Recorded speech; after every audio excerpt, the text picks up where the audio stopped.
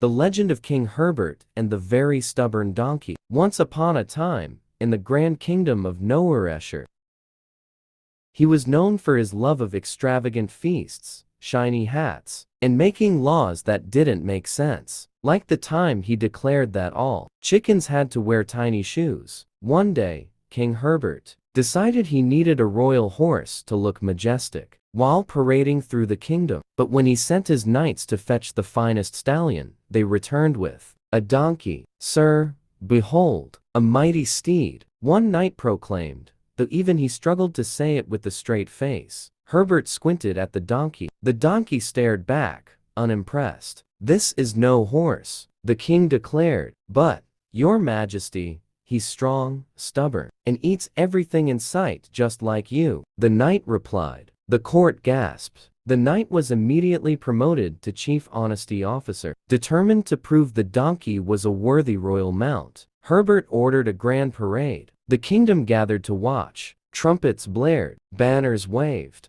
Herbert climbed onto the donkey, sat proudly, and immediately regretted his decision. The donkey, whom the stable boy had secretly named Sir Stubbornbottom, refused to move. No amount of kicking, pleading, or bribing with royal carrots could convince him. Instead, he sat down. For 3 hours, the crowd, initially excited, got bored. Some started placing bets, others just went home. Finally, the donkey stood up, but instead of parading, he galloped straight toward the royal fountain, launching King Herbert into the water. The people cheered. Herbert sputtered. The donkey snorted, victorious. From that day on, the kingdom honored Sir Stubbornbottom as the wisest advisor in the land, because, as the people wisely said, any beast that throws a king into a fountain knows what it's doing. And thus, the legend of King Herbert and the Very Stubborn Donkey was born. Moral of the story: never underestimate a donkey, especially